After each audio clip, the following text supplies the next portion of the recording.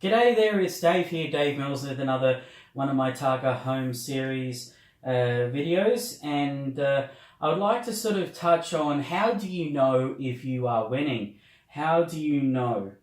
Now, we spoke in another video about power versus activity, each being the other side of the coin. Now, if you gain material on your opponent, then what actually happens is you have naturally a superiority in power. Power is numbers of pieces. The more pieces you have, the more activity you can have, and so on. So how do you know if you're winning? Well, the first way to know that you're winning is by winning material.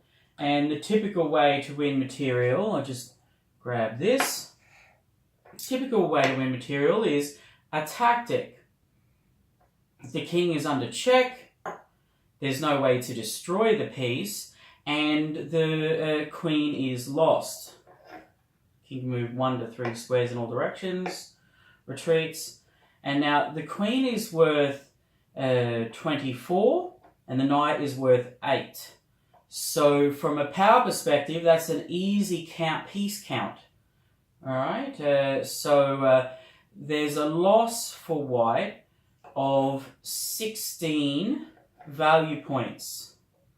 And so power can be measured by your power level by the number of points in a given area, and you start out with 252 value points.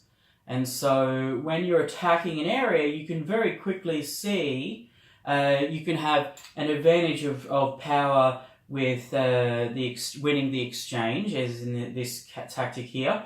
But you can also have power advantages of numbers of pieces, and also that means that you have a superior value count in a given area.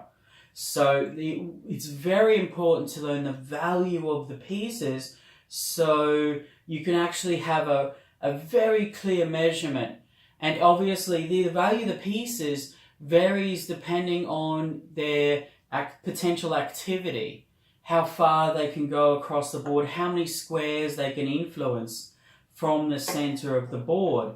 There's a big difference between the queen, which can go in all directions to the edge of the board with an open line, or a knight, which has 16 squares, 2 circles of 8, a small circle and a large circle. So jumping range. So 16 squares versus the range of the queen, and I'll let you work out what is the range of the queen, which can go all squares in all directions, 8 directions, if she's placed in one of the center squares. Let's say if the queen is placed at I8, how many squares can she reach? And so that's a very clear measurement of power and value and how it connects to its ability to move.